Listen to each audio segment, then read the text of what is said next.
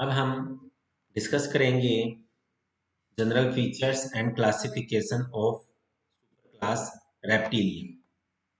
देखिए, रेप्टिलिया की स्टडी को हम herpetology भी कहते हैं। रेप्टिलिया यानी सरीसृप और इनकी स्टडी herpetology भी कहलाती है। स्टडी ऑफ स्नेक्स, अगर हम मुख्यतया हम जानते हैं कि क्लास रेप्टाइल्स के अंदर हम जनरल आइडिया में कहते हैं कि इसमें स्नेक्स आते हैं और लिजर्ड्स आती हैं।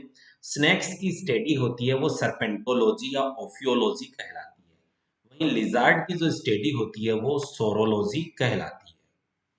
अब स्टेम ऑफ रेप्टाइल होता है first reptile. Stem of reptile का मतलब होता है कि जो इवोल्यूशनरी ट्रेंड के अंदर रेप्टाइल्स जो हैं उनका ओरिजिन कहाँ से हुआ।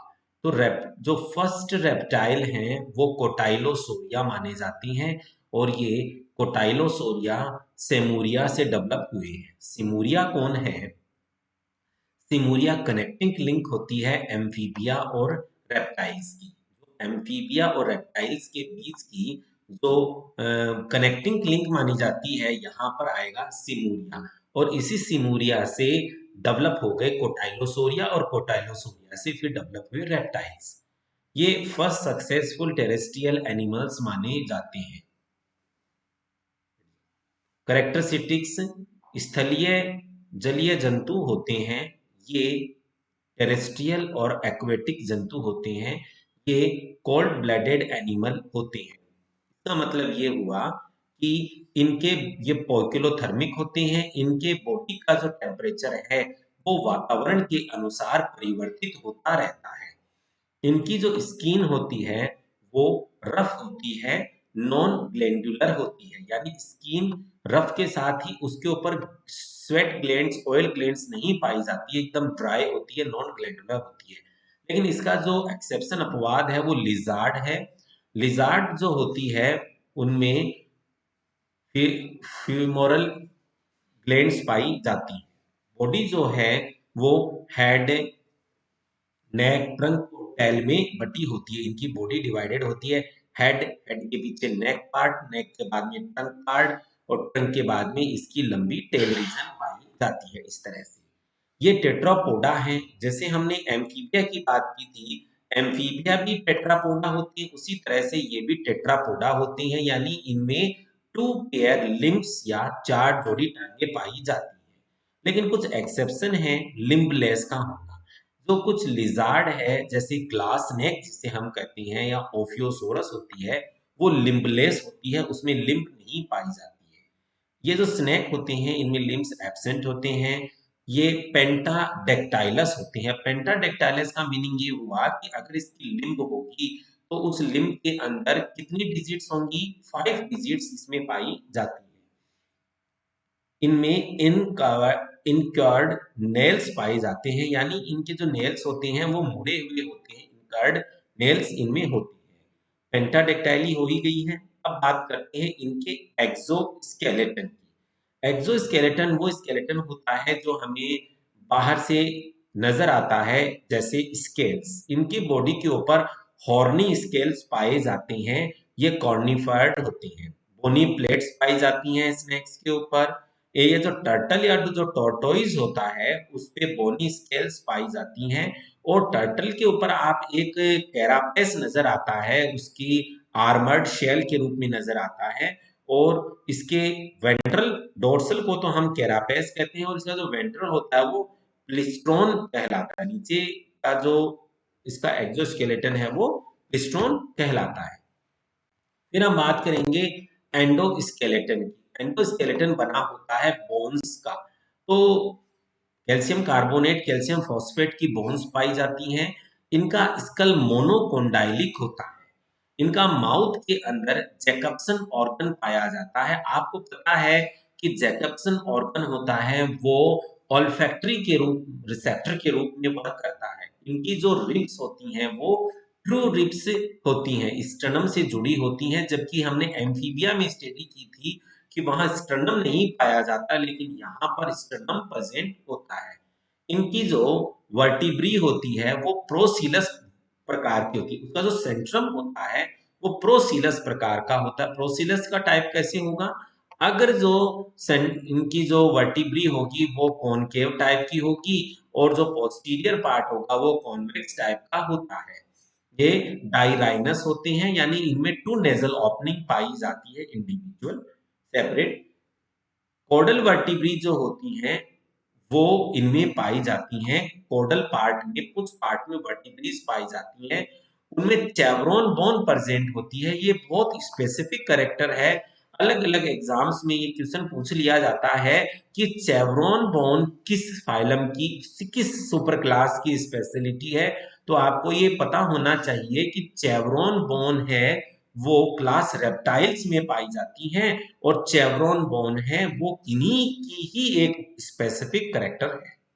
जो मिडल और इंटरनल ईयर इनमें प्रेजेंट होता है, इनमें एक्सटर्नल ईयर एब्सेंट होता है। डाइजेस्टिव सिस्टम इनका कंप्लीट होता है। डाइजेस्टिव सिस्टम एलिमेंट्री कैनाल कहलाता है, जो माउथ से ओपन होकर के क्लोका में खुलता है। मैंने कल ही आपको बताया था, क्लोका एक कॉमन ओपनिंग होती है जिसके अंदर जेनाइटल पोर होता है, जिसमें एक्सक्रीटरी पोर होता है और रिप्रोडक्शन पोर इसमें पाया जाता है। वो कॉमन ओपनिंग कहलाती है क्लोका। इनकी टंग जो है वो बाइफिड प्रकार की होती है, यानी ये आगे से इस तरह से टंग विभाजित होती है और ये प्रोट्रूजिएबल होती है, जैसे फ्रॉग में होती है, आगे से कनेक्टेड होती है, पीछे से ये बाहर की ओर रिवर्सिबल होती है, निकल सकती है। इनके टिथ जो होते हैं वो एक्रोडोंट प्रकार के लिजार्ड में, थिकोडोंट प्रकार के क्रोकोडाइल में और प्लूरोडोंट प्रकार के टर्टल या टोर्टोइज में पाई जाती हैं। टर्टल में बीक प्रेजेंट होते हैं, टिथ नहीं पाए जाते। ये एक एक्सेप्शन है इसका, टर्टल टॉर्टोइज का, कि दे आर टिथलेस। फिर रेस्पिरेशन इनमें लंग्स से होता है। इनमें क्लोकल रेस्पिरेशन पाया जाता है। ऑर्डर है कैमेलियन, एग्जाम्पल है टर्टल।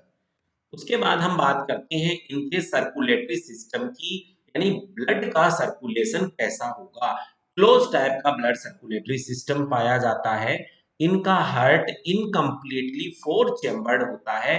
ये क्वेश्चन बहुत कॉम्पिटेटिव एग्जाम्स में आते हैं कि वो कौन सी क्लास है जिसके सदस्यों का हार्ट इनकम्प्लीटली 4 चेम्बर्ड होता है, तो वो रेप्टाइल।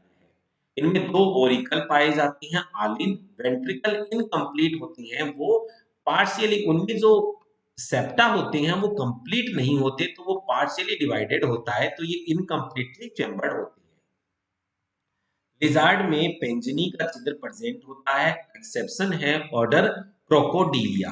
कंप्लीट 4 चेम्बर हार्ट इसमें पाया जाता है और डायाफ्राम प्रेजेंट होता है। तो ये क्वेश्चन भी पूछा जाता है, बताइए किस ऑर्डर के सदस्य का हार्ट कंप्लीटली 4 चेम्बर्ड होता है। तो हमें याद रखना है, रेप्टाइल का तो हार्ट जो होता है क्लास का वो इनकम्प्लीटली 4 चेम्बर्ड होता है, लेकिन ऑर्डर क्रोकोडीलिया के सदस्यों का हार्ट है वो कंप्लीटली 4 चेम्बर्ड हो जाता है। इसमें साइनस विनोसस एब्सेंट होता है, ट्रंकस आर्टियोसस भी एब्सेंट होता है। अब हम इसके आरबीसी की बात करेंगे, तो इनकी आरबीसी ओवल शेप की होती है और उसमें केंद्रक या न्यूक्लियस पाया जाता है, तो that's why we can say they have nucleated RBC.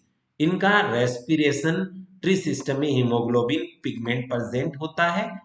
Right और लेफ्ट दोनों सिस्टेमिक आर्क, गिरवा देही चाप प्रेजेंट होती है। ये आप बाद में अलग से भी जानेंगे सिस्टेमिक आर्क्स क्या होती है।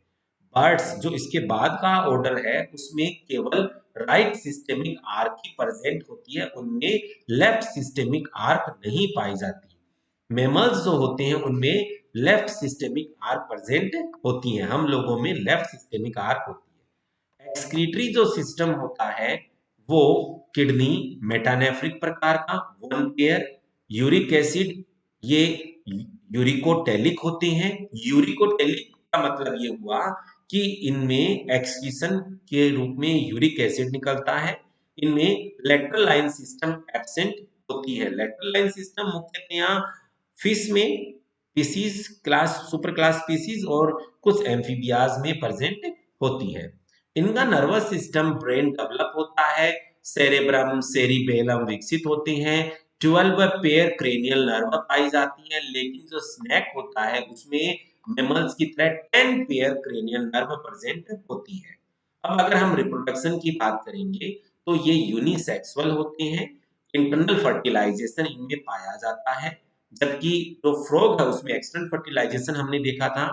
उनके एग क्लिडोइक एग होती हैं। आप ये पहले की क्लासेज में जान चुके हैं, ऐसे अंडे जो टेरेस्ट्रियल एंड पे दिए जाएं और वो क्लिडोइक एग होंगे।